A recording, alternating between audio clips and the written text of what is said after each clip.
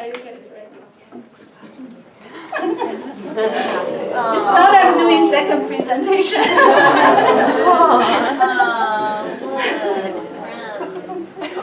So, after our summer program in India, we traveled to Hardwar and Rishikesh together. And here at the foot of Himalaya, we dipped ourselves in the Ganga River. Actually, she convinced me. I said, no, I'm only going to dip my foot. and now she's taking some Ganga River, like 4 bottles with her. She carries back to the US.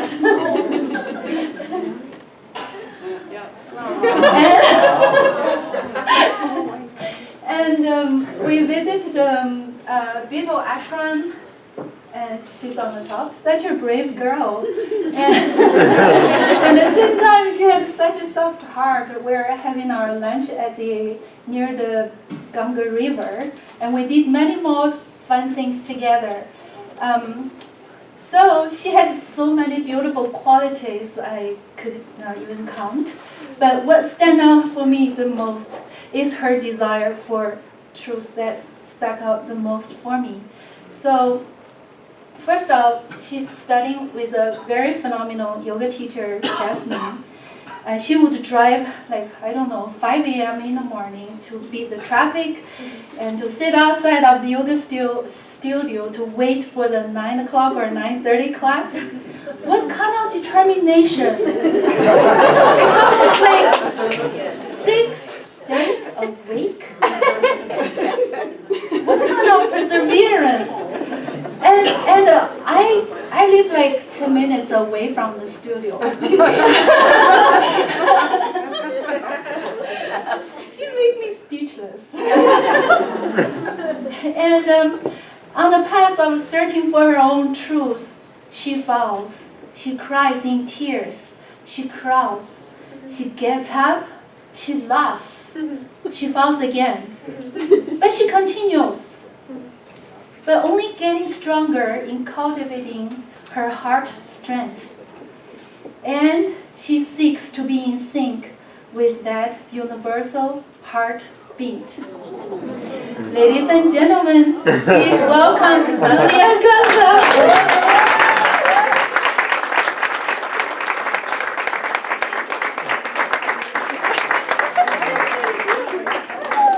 I'm sorry.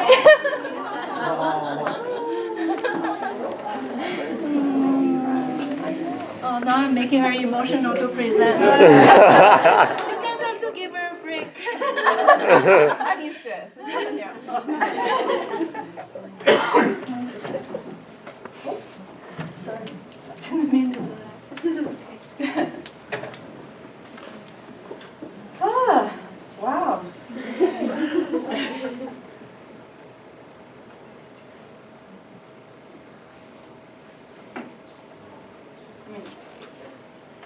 Cool. Okay.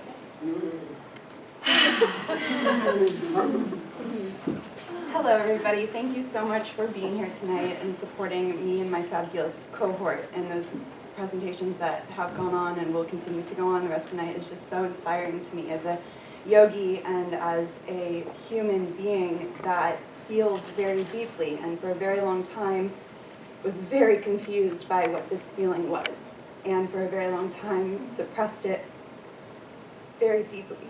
And I'm very grateful for this program for providing me the space to explore what this means to me. And my thesis developed into this expression of myself without me knowing that it was happening. And this happened through the Yoga Sutras, which was a really phenomenal path that it took. And so one thing that I had to acknowledge is that I couldn't take anyone else's word for what yoga meant for me. I needed to establish what it meant for myself, and that was the first step. And so that's where this title comes from. A universal heartbeat of being, to me, is what yoga is. And so let me explain to you how I got there. So to me, being is this very real presence, this presence that luckily Xiao Chen introduces to. It's this Purusha. but you know, the Buddhist, like, not self thing, but it's this Purusha, it's this, it's this spirit. It's a spirit, and it's within us all, however you want to look at it, however it is to you, it's there. And once we acknowledge that, then we have to acknowledge that we can have an experience with it. And so for me, what this meant, and this, you know, was from Abby also helping me discover this expression, a universal heartbeat is the experience of being, your experience of being. And then yoga comes into the picture as the personal tools and practices that you use in order to experience the your connection to the universal heartbeat of being.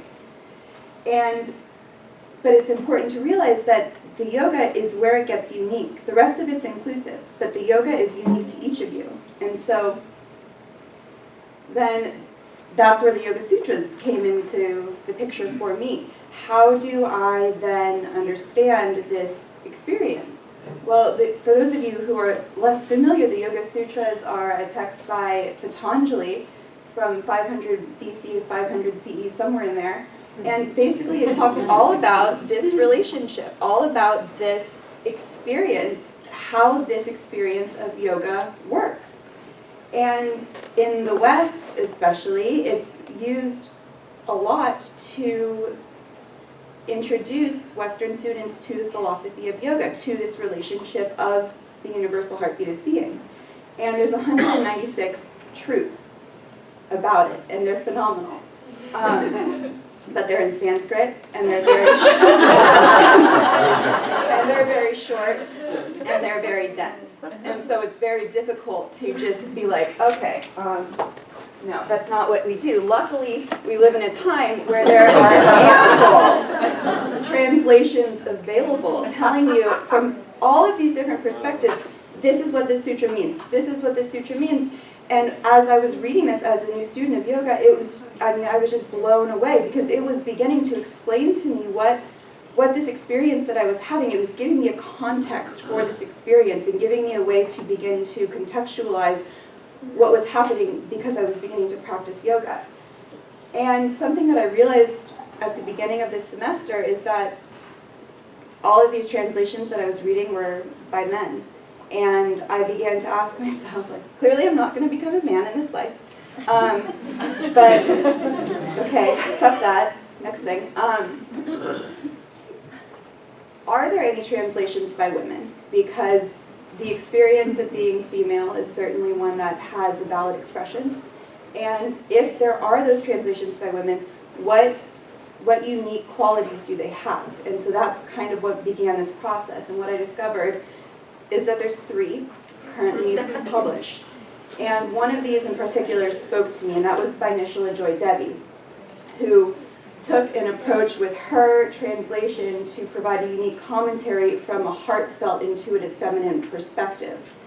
And in her book, she gave practices and personal stories explaining why the sutra means this. And for the first time, she created a space for me to engage myself with the sutras rather than reading what someone else was telling me. She said, what do you think about it? And so for me, this was a really intense experience because I went from being a student just like, this is so cool, to then through my own experiences beginning, through my heartbeat, beginning to realize, oh, actually I do have something to say about this. And even though that might not be as, let's say, profound as some of the other translations might be, it's something very special when it's your expression. So throughout my thesis, as I discuss these different areas, I include these various translations and to give support for how the intention behind the translation affects the translation. So this first one is from a Harvard professor from 1914. The second one is Deskachar, who was the son of Krishnamacharya, who took a very practical approach to the Yoga Sutras.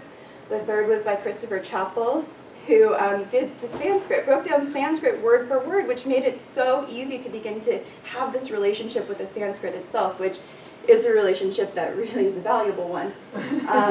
Barbara Stoller Miller was a female professor at Barnard College who took an approach of how can I make this as accessible as possible. And then Nishla Joy Devi, as I shared with you, her approach was how can I get to engage? How can I create space for people to engage with this? And then I realized, okay, if I'm saying that this is what is so profound, is like finding your own expression, then I actually have to find mine. So this is the second sutra, and for me, based on the context that I've been explaining this to you, yoga is harmony with being. That's what yoga means to me. And so then I realized that this is not just me, that this can provide this, that the Yoga Sutras can provide this facilitation to. And so the Yoga Sutras really can be this structured guide for any of us to begin to engage with our own expression of this experience, however you view it. And what's really cool is that as you begin to engage with them, they begin to manifest themselves in your life. And Sutra 236, how I translate it, is that if truth is expressed, the power to actualize truth arises. That being said, I wanted to create some space for you guys to experience a little bit, whatever it will be. And so 127 says that repeating the sacred sound manifests divine consciousness. And in yoga, the sacred sound is the Om. And so I invite you now to just get a comfortable seat. And for those of you that have not done the Om, you take an inhale and then you begin with Ah, Ooh, Om.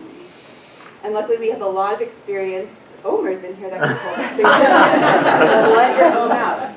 And we're going to do a rolling Om with them. And after the third one, there's going to be a pause. And in that moment, I just invite you to sit with whatever feelings that you may have. So let's do this. Inhale.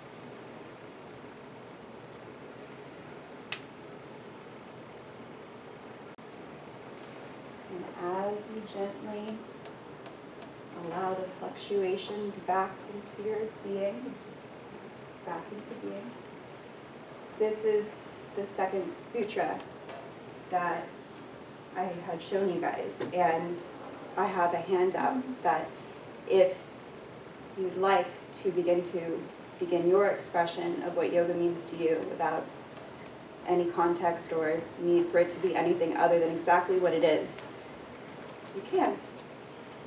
Because at the end of the day, while having all of these great teachers help us along the path, yoga is a journey that has to be traveled by each of us through our personal experience. Thank you.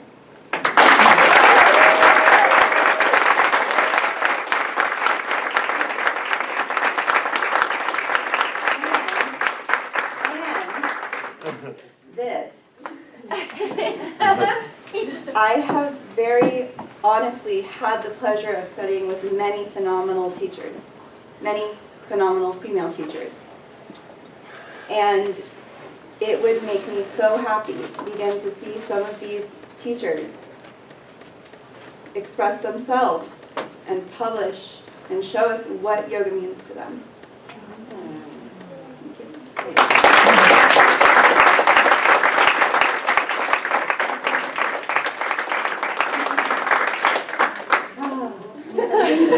Thank you.